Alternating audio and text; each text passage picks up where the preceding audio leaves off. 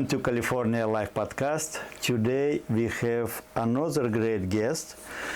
You can see picture and actually in person, Mr. Ray Riehle. Your last name is actually spell is very unique. Riehle. Is it German? It is German. Okay, that's what I thought. Yeah. So really, that means probably you want to do real changes in our life, in life of Americans. I want to give everyone the opportunities that I've had. I think I've had a wonderful life, great opportunities, have a very comfortable life, and I believe that everybody deserves exactly what I have. So, Mr. Ray, today we would like to talk about you. And I see this beautiful poster that we received by mail, and it's talking about some changes you would like to do in American life, in the life of American citizens. But before we'll talk about these possible changes you would like to do, can you tell us about yourself? Who are you?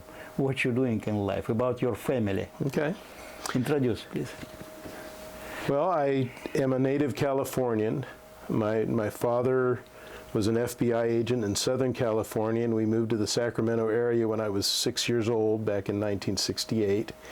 And I grew up for a short time in North Highlands, and we moved to a small farm.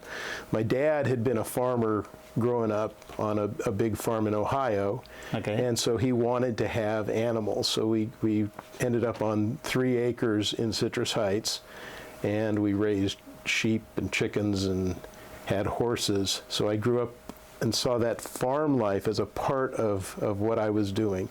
And you're still in Citrus Heights right now? I live just outside of Citrus Heights in Orangevale. My business is in Citrus Heights, and so I've been in Citrus Heights effectively my whole life. And I know that you have your own business and also you serve on several boards. Is it correct? Yes. My primary way to make a living is direct mail and marketing. So I have a business that does advertising. And you help us a lot, actually, with our upcoming Multicultural Business and Career Expo. Thank you very much. Yes, I appreciate the opportunity to help you, and we've talked about how to design a marketing campaign that's going to bring more people out to your event. It's actually very interesting because most of the people right now put attention to online marketing, and you do it like different way, you know, old style way, and it's actually very effective. Thank you very much for your help and sponsoring this event. Well, it's my pleasure. And that's really, once you get people engaged with your organization, the email, the text message, that'll work. But how do you talk to someone who hasn't ever talked to you before? Well, you get a piece of paper in their hand. And that's what you did, actually. And that's what we do. You introduced brand new companies that we never contacted you before. Thank you very much. So tell us about the boards you're serving. Sure. I've been active in the Citrus Heights Chamber of Commerce for almost as long as I've been a business owner, so upwards of 30 years. I'm active in the Rotary Club. I'm sure that many people are aware of Rotary as a service organization around the world, providing great help in communities. So our club spends about 80% of the money we earn locally. 80% of our donations are spent helping people in our community. When you say locally, is it covered particular Citrus Heights area or greater? Primarily Citrus Heights, because that's where our membership is, and that's who we're talking to all the time. So we provide money for the Citrus Heights Police Activities League. We provide money to Citrus Heights Heart, homeless resource team.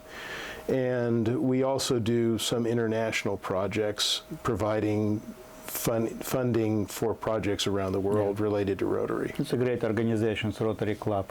It's a lot of fun. My best friends. And what's neat about Rotary is I don't have the personal resources to spend a lot of money on these different activities, but when you combine joint efforts, then you can put together a program that's very effective. So we do a shoe program in Citrus Heights to all the high schools and the elementary schools, providing free shoes to families in need. And we ended up with about 450 pairs of shoes that we purchased, and then we distribute amongst the schools. That's a great project, yeah. I remember first time when I met with Fred Teichert from Teichert Construction. He says, Sergey, when he learned about our business, he says, Sergey, we need to go to Rotary Club. And that's first time actually was introduced to Rotary activities. Yeah. So let's get back to your flyer that we received by mail, and also probably a lot of people received with all this interesting information. It's talking about some positive changes in our region you would like to make, right? And it's listed several topics like education, public safety, healthcare, national security, infrastructure, energy security, and economic opportunity. What is the most important topic from all listed for you personally? Can we say, let's say, about three most important topics? I know it's very difficult. You listed actually everything. It's all important to a greater or lesser extent. So we want, I think personal security is one of the biggest issues. People want to be safe. Right. You want to be safe in your home. You want to be safe in your business. You want to be comfortable when you go to the state fair right now. Yes. You want to know that you can go there with your kids and have fun, and there's no danger to them. So I think public safety is always the real important priorities. And I think law enforcement in California, by and large, does a very good job of taking care of the people. They have excellent training in California, and we just need to be sure the resources are in place for them to continue to train, to continue their excellence, but also, if there's a change, it would be to enforce existing law to a point where you take bad people off the streets. Okay. That's the first one, most important. Second? I think infrastructure is critical to a country being successful. And when you talk about infrastructure, I sit on the Citrus Heights Water District Board of Directors, so I am very interested in water. I understand water better. What particularly in water? Water is the water supply, so making sure we have enough dams, that make sure we have enough water, make sure we have wells to provide water that augment our surface water with groundwater. Parts of Sacramento are exclusively on groundwater. Citrus Heights, we're 90% surface water out of Folsom that gets treated and then distributed. So we need to ensure that our water supply is adequate, because we shouldn't face a scarcity of water in California. We have enough water, but we're managing it poorly. And you get into the real big numbers. 25 million acre feet of water, a little more than that, has flowed down the American River, Sacramento and American River, out to the ocean this year. 25 million acre feet of water is enough water for several years of supply, but we don't have a place to put it. I see. And if you don't have a place to put it, then how do you maintain it? And then the other issues relate to how much water should be flowing down the rivers all the time. And it's very complex, and the numbers, people go just blank when you start talking about big numbers. So when you're talking about issues and improvement, you have some scenario, you have some ideas? Okay, I can give a very specific example for Citrus Heights, and I think that's what I understand the best. Citrus Heights Water District has almost $1 billion worth of pipe in the ground. And water pipes that go from the water treatment plant to your house have a life expectancy of about 100 years.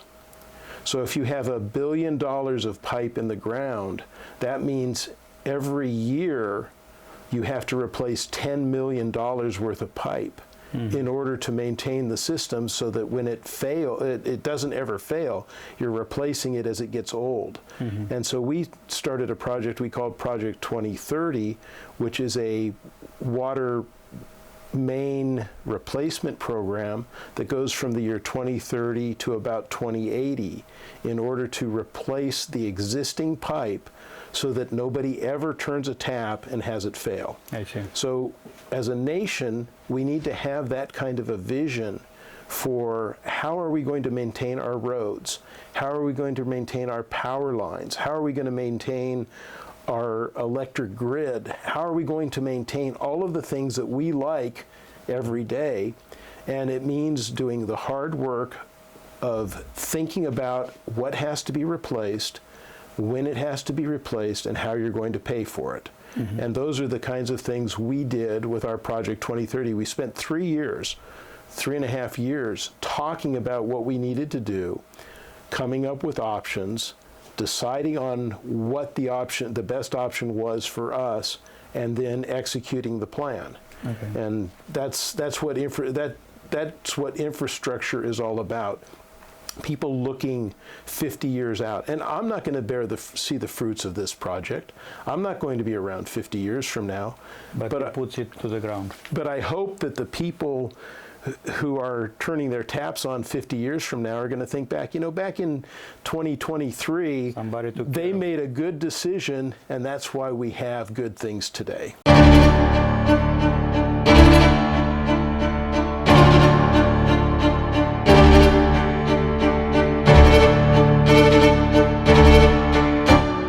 Thank you very much for your answer. And also, we're talking about economic opportunity. Oh, economics are everything. You should be able to start a business without too much interference from the government. You should be able to do business every day without being overwhelmed with paperwork.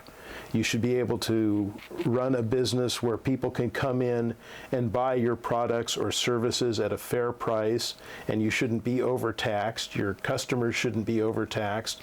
And you should have, again, an infrastructure that delivers product effectively.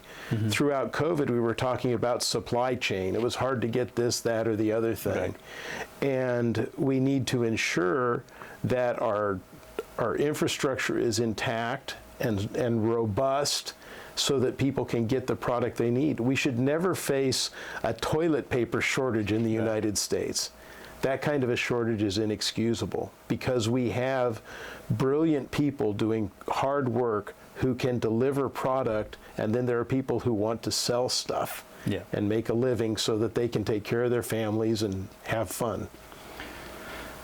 And looking again on your flyer, it says that you are running for 6th Congressional District, great state of California, United States of America. So what is your program right now? What is your schedule and strategy to run for this seat? Sure. California is an interesting state because in presidential election years, we move the primary from June to March. And a primary is an opportunity for people to decide who the top 2 candidates are. Congressman Barra holds the seat now and will undoubtedly run unopposed, or there will be no effective opposition to Congressman Barra. So he's going to win a lot of votes. And then there are several other Republicans like myself running. And what you have to do is you have to come in second in the primary. So my goal is on March 5th to be in second place, and then you start working towards the general election, which is November 5th, 2024. What I'm doing now is raising money. That's a big part of it because you have to have money to send out flyers. Who are those people who donate money to you? Everybody. I donated money to my own campaign. Is it company Friends, or individual? No, it has to be an individual. Only individual. Federal law requires that all donations come from individuals. So it's people I know, people in business I know. Is there any limitations for this donation? There are limits on the total amount, but the people I'm talking to now aren't going to hit the limits. I think it's $13,000. Oh, I see. So it's a big number. So the 25 or 50 or 100 or perhaps $1,000 that I'm asking for now, people can give without any problem. Right, because I think that that's a number that makes sense. And as you're raising money, if you give me $25 now and I talk to you about what I'm doing over the next 9 months, maybe you'll give me another $25, or maybe you'll tell your friends, Ray knows what he's doing. Ray is the best candidate. Ray shares your values on education, family, what's important, and we need him in Congress. And so you will be willing to give another $25 or share my name with your friends. So you're looking for monetary donation. Also, you're probably looking for some volunteers who can Absolutely. help you with campaign. Absolutely. The volunteers, campaigning is hard work. You need volunteers who will knock on doors. There's 700,000 people, 800,000 people in the district. I can't knock on that many doors by myself. So I need surrogates. I need people who share my values and will deliver my message to knock on doors or make phone calls, or, well, they don't have to lick stamps or do any of that because of my business. I have the ability to do a lot of the mailing stuff because that's what I do. That's what I do for a living. But the phone calling, arranging events. If you wanted to arrange an event and invite 10 of your friends to your house, I'd be happy to come, talk for 5 minutes, and then ask you and your friends what is most important. I already know what I think, but I really need to understand what I need to know what you think is important, and maybe I change my priorities to reflect your interests more than my own, because that's my job, is to listen.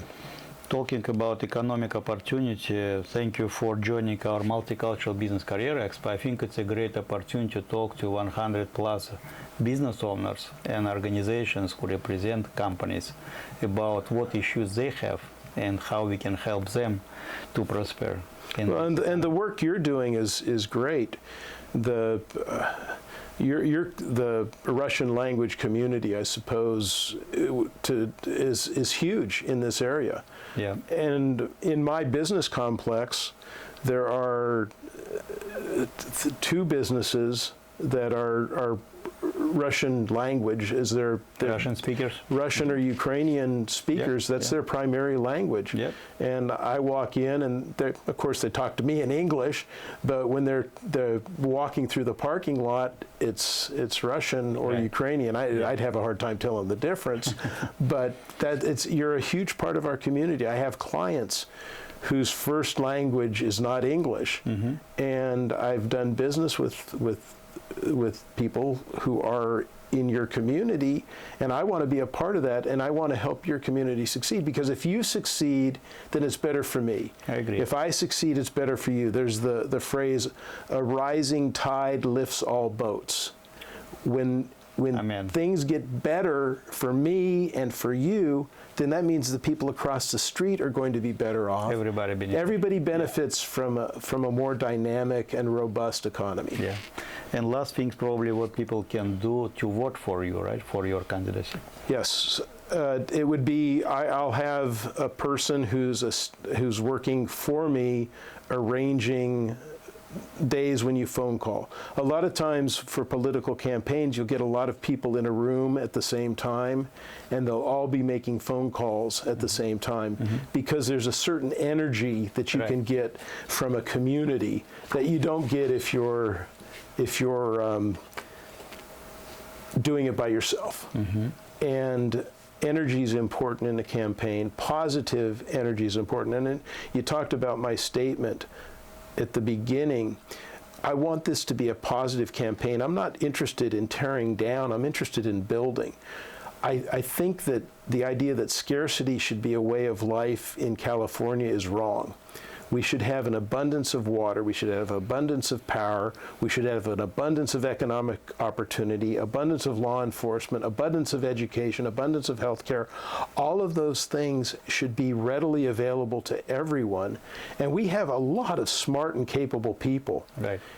We need to let them do what they do best, which is why I presume many people have immigrated to the United States, is because the opportunity is here that you don't have anywhere else. I agree. So let's make the opportunities real. Let's do what we can to lift people up and give them an opportunity to succeed. Right. Thank you very much, Ray, for this short interview. I know that we will meet with you in future, and you will tell us your I look forward to it. Of this campaign, where you're moving. how we can help you, how you can help the community, and last thing, how people can connect with you. I have a website. It's www.rayriehle.com. Okay. I'm sure it'll be posted It's here. It'll be posted in the comments section someplace. Right. You can send me an email at ray@rayriehle.com. I'll be happy to talk to you about any issues that you have, because I need to know what's important to the people in our community, and it's all of northern Sacramento County, from Rancho Murrieta to the airport, from Citrus Heights down to the American River. 700,000 people, and the more I hear from you, the better off I'll be, and the better I can serve the people. Can people contact your office and call, appointment, meet with you? You can send me an email, and you can set up. My business is certainly I can take calls. Okay. Thank you very much, Ray. Thank you. I would like I to wish you appreciate luck. God bless you in your campaign, and we will talk to our viewership in future about Ray's success for this running for seat at the 6th Congressional District.